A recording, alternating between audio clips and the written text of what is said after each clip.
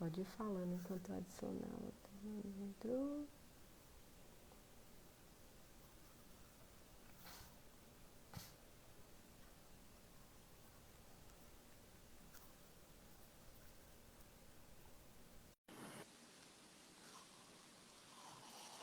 Boa noite, gente.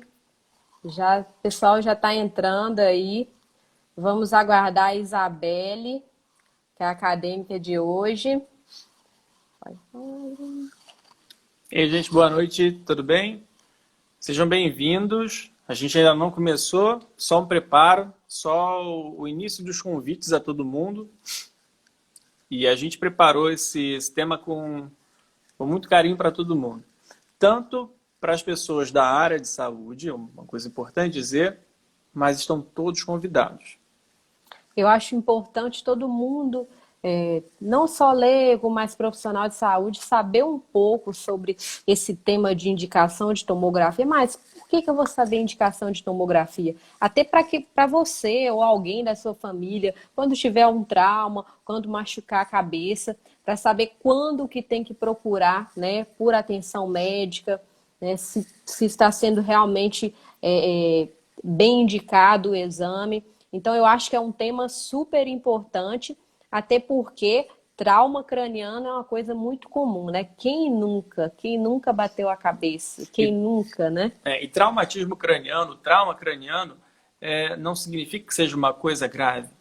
Que, por definição, isso aqui eu estou dando só uma, uma amostra do que vai ser hoje, né? Que, É. por definição, é bater a cabeça em algum lugar. Simples assim. Isso já é um traumatismo craniano. E aí a gente vai ver, ao longo dessa live, se tem indicação de ser atendido por um especialista, se tem indicação de fazer exames mais detalhados, como raio-x, tomografia, ressonância magnética. Será? E assim, é uma dúvida muito frequente a indicação da tomografia. E por que, além de todos os motivos que a gente já falou um pouquinho. Oi, Isabelle! A Isabelle tá entrando Oi, aí, gente. boa A gente, noite. Boa boa noite. noite.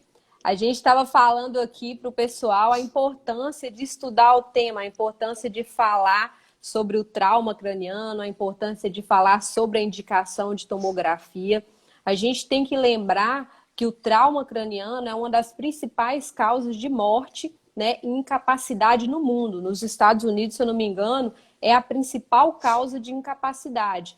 Então, assim, os médicos têm que saber manejar, têm que saber os sinais, né, que a gente olha e avalia para saber se é um caso grave ou não, se é um caso potencialmente cirúrgico ou não. E a gente avalia por esse exame que é a tomografia, que é o exame mais indicado no trauma craniano. Agora vamos começar a live oficialmente. Boa noite a todos. A gente está aqui na live 15 minutos de neuro, é o seu encontro semanal com a neurocirurgia. Hoje estamos aqui, eu sou Luana, neurocirurgiã, Dr. Bruno, neurocirurgiã, e hoje a acadêmica convidada é a Isabelle. Isabelle, eu gostaria agora que você se apresentasse, falasse o seu nome, faculdade, o período que você está cursando e por que você se interessou por essa área, por conhecer um pouquinho mais sobre a área de neurociências, neurocirurgia, neurologia. Tá. Então, eu sou acadêmica de medicina da Universidade Federal do Pará, do nono período, e eu me identifiquei com a neuro há 3 anos, quando eu comecei a acompanhar, e eu sou apaixonada pela rotina, pelos procedimentos, pelas cirurgias. Desde então, eu não penso fazer outra coisa no futuro. Ah, Que ótimo. bom. Então, como eu já havia falado sobre a importância de estudarmos o TCE, porque é uma grande causa de morte, incapacidade, a importância da tomografia para a identificação de lesões graves que são potencialmente cirúrgicas. O primeiro passo para a indicação de tomografia para a avaliação do paciente com trauma. A primeira coisa, da parte, né, neurológica, que você tem que avaliar num paciente após ele ter um trauma craniano é o Glasgow. O que é Glasgow? Glasgow é uma escala que a gente utiliza. Essa escala ela varia de 3 a 15. Não vou me aprofundar na escala, mas só para ter uma ideia geral. Essa escala ela utiliza 3 parâmetros. Um é a abertura ocular, outra a resposta motora e outra a resposta verbal. A partir desses 3 parâmetros, a gente tem um número e esse número classifica o trauma craniano em um trauma leve, moderado ou grave. O trauma leve é quando tem um Glasgow pontuado entre 13 e 15. O moderado entre 9 e 12. E o trauma grave é o que é pontuado entre 3 e 8. Nesse caso, todos os pacientes que tiverem um trauma classificado como grave ou moderado, ou seja, Glasgow igual a 12 ou menor que esse valor, já todos têm que indicar tomografia. Então, se classificou o Glasgow, se o Glasgow for 12, 11, 10, 9, 8, 7, abaixo de qualquer valor desse já vai para tomografia direta, independente de outros parâmetros, de outras avaliações.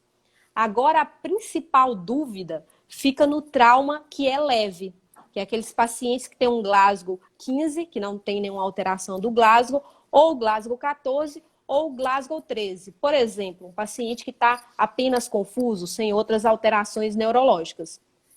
Classificamos o Glasgow, a gente avaliou que o paciente ele tem um trauma leve, né? Foi classificado como leve. Então, como que a gente vai prosseguir? Como que a gente vai saber se é um paciente que tem indicação de tomografia ou não? Existem alguns critérios que são utilizados para essa avaliação. Os critérios mais comumente usados são a regra canadense, que é aplicada no Glasgow de 13 a 15, e os critérios de Nova Orleans, que é aplicado apenas no paciente que tem Glasgow 15. O critério canadense, essa regra canadense, ela é mais utilizada. Por quê? A sensibilidade das duas é semelhante e ela tem uma grande chance, as duas têm a mesma chance de identificar lesões graves.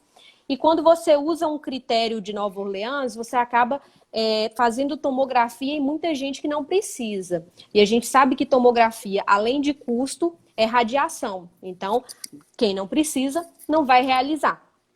Então, quais são esses critérios? 1. Glasgow menor que 15 por mais de 2 horas. Outro critério. Paciente que tem uma suspeita de fratura de crânio. No exame físico, você suspeitou de uma fratura de crânio, tem que fazer tomografia. Outro, paciente que tem suspeita de fratura de base de crânio. O que é isso? Quais são os sinais? Você tem o sinal que é equimose bipalpebral, você tem o sinal que é equimose retroauricular, que é o sinal de Battle, e tem o paciente que tem ou hemotímpano ou rinorreia, rinorragia. Esses são sinais de fratura de base de crânio. O paciente tem qualquer um desses sinais, tem que fazer tomografia. Outro critério, paciente que tem um mecanismo perigoso. O que é um mecanismo perigoso? Por exemplo, um pedestre que foi atropelado, alguém que foi ejetado de um veículo, né? Uma paciente que caiu de uma altura maior que 1 metro ou se foi de uma escada maior que 5 degraus. Também tem indicação de realizar tomografia de crânio. Todas as pessoas acima de 65 anos, também indicação de tomografia de crânio. Ah, mas eu acho que foi só um trauma leve. Não, 65 anos já tem um grau de atrofia cerebral, risco de fazer hematoma subdural. Então, tem indicação de fazer tomografia de crânio.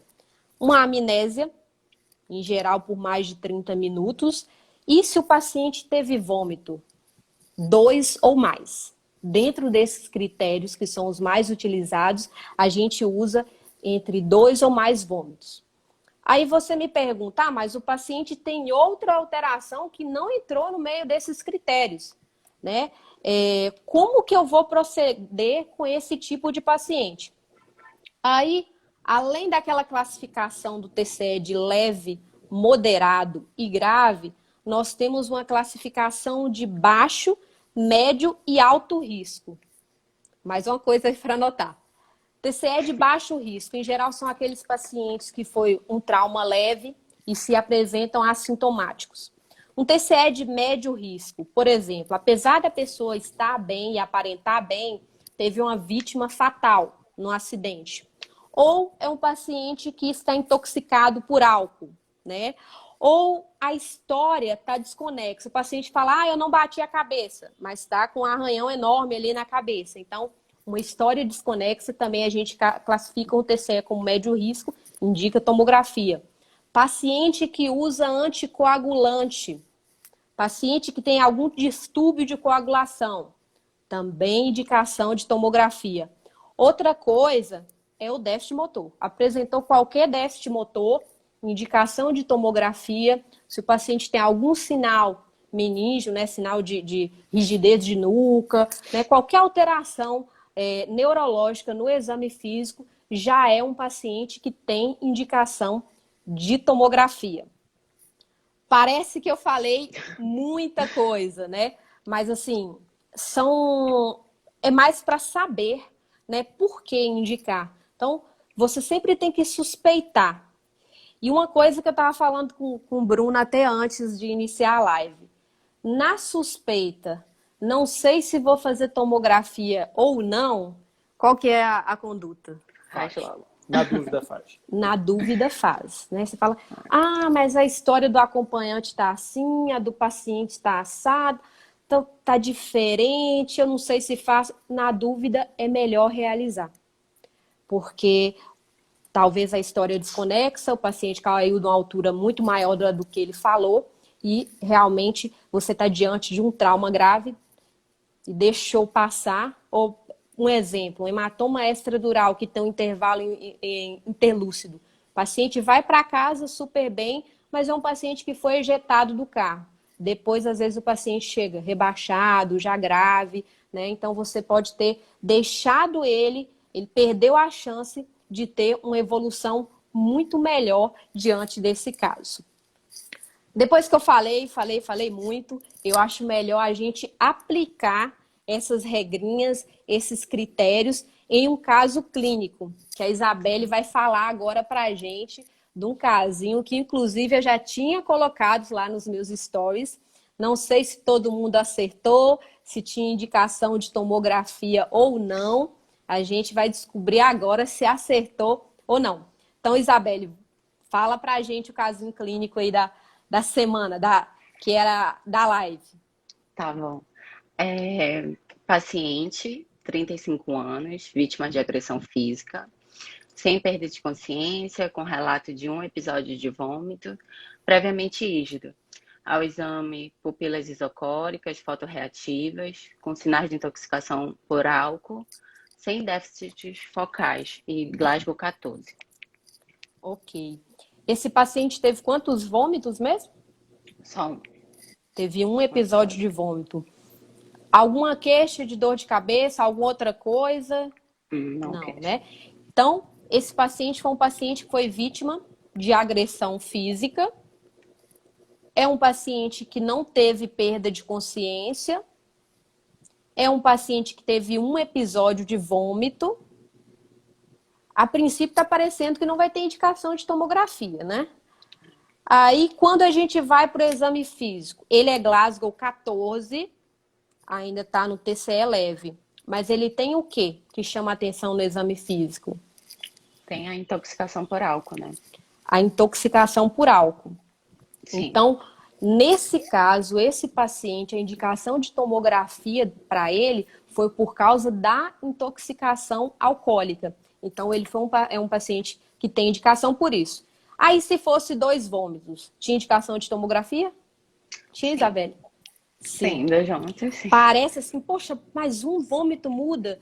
São critérios que foram definidos dessa maneira e a gente usa a risca. Eu vou falar mais uma coisa aqui que é importante, que está no exame físico e às vezes para as pessoas leigas que estão chegando agora, pessoas leigas que eu digo que são fora da área de saúde. Tem uma coisa que para mim chama muita atenção. Blefarohematoma. Você sabe o que é isso, Isabela?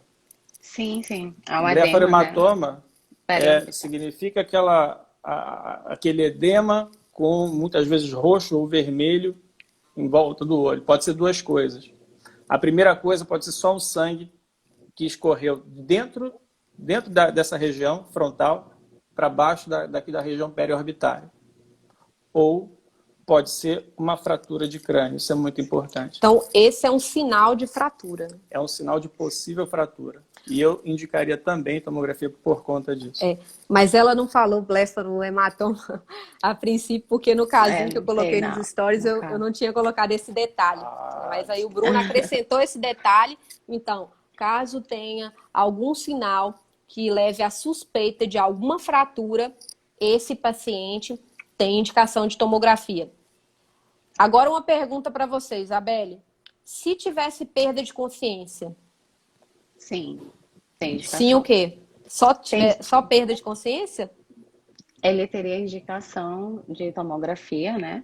Uhum. E se tivesse um rebaixamento do nível de consciência também. Isso mesmo.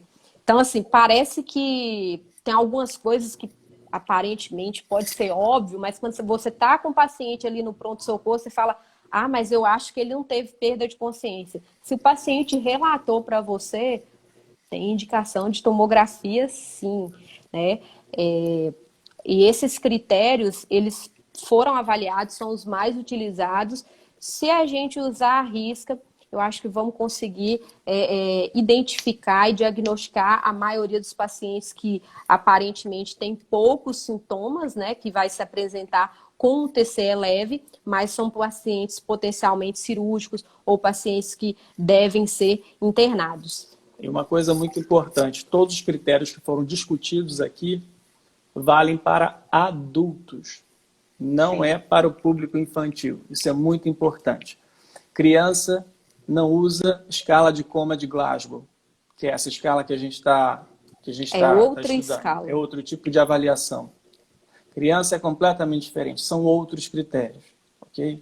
Então, toda a nossa discussão foi para adultos, o público adulto, o paciente adulto. Para criança, a gente pode pensar em uma outra live, em uma outra discussão, e isso é uma coisa muito legal. Afinal de contas, quem é que não conhece alguém que estava correndo e bateu a cabeça, estava fazendo um trabalho e não foi atingido na cabeça por alguma coisa? Isso é muito importante. E essa mensagem que a gente leva, não só ao público de estudantes de medicina, de enfermagem, da área de saúde, mas é uma mensagem importante que a gente está levando para a população de uma forma geral. A gente está promovendo conhecimento. Isso é importante. Tem uma perguntinha aqui, doutora. Pode falar, qual que é a pergunta? Perguntaram se se o blefarohematoma unilateral se ele é considerado sinal de guaxinim. E tem só essa pergunta mesmo. O sinal de guaxinim, ele já disse, igual o guaxinim. Os dois olhos, né? Então, na verdade, ele por si só não representa uma suspeita de fratura de base de crânio, mas unilateral ele pode representar uma fratura da abóbada craniana. Por exemplo, uma fratura frontal. A base do crânio é justamente a base de todo o crânio. E aí realmente você tem alguns sinais específicos e um deles é o sinal do guaxinim, que é o blefarohematoma bilateral. De um lado só, eu penso mais na fratura de crânio, na fratura superficial do crânio, da convexidade dele. Mais alguma pergunta? Eu acho que não tem nenhuma pergunta. Então, eu acredito que depois dessas orientações, acho que vocês já estão prontos, os acadêmicos, profissionais de saúde, para ter uma ideia de como é indicada, quando é indicada a tomografia de crânio e a importância dessa indicação no dia a dia de quem avalia pacientes após o TCE. Queria agradecer também a presença de todos, é muito importante a participação. Gostei muito da sua participação também, Isabelle. E semana que vem tem mais. E como prometido, são 15 minutos de neuro. Então, eu não vou me prolongar mais. Então, semana que vem tem mais. A gente vai ter um novo tema. E o nosso tema vai ser? Quando procurar um especialista por uma dor lombar, por uma lombalgia. Vai ser interessante. Será que você que tem dor lombar já deveria ter procurado um especialista? Ou você que é médico geral, generalista, já deveria ter indicado algum paciente? Então, esse vai ser o tema da nossa live. Agora, tem uma pessoa que queria aparecer aqui na live. Vou ver se essa pessoa está aqui. Deixa eu chamar ele aqui. Oi, Nenê! Vem ou não vem? Tá tomando banho. Vamos deixar essa pessoa para a próxima live. Para a próxima live. E não se preparou. Então, gente, boa noite. Muito obrigada pela presença de todos. E segunda-feira que vem, às 20h37, aguardo todos vocês aqui. Um abraço grande. Tchauzinho. Tchau, Isabelle. Tchau. Tchau. Até logo.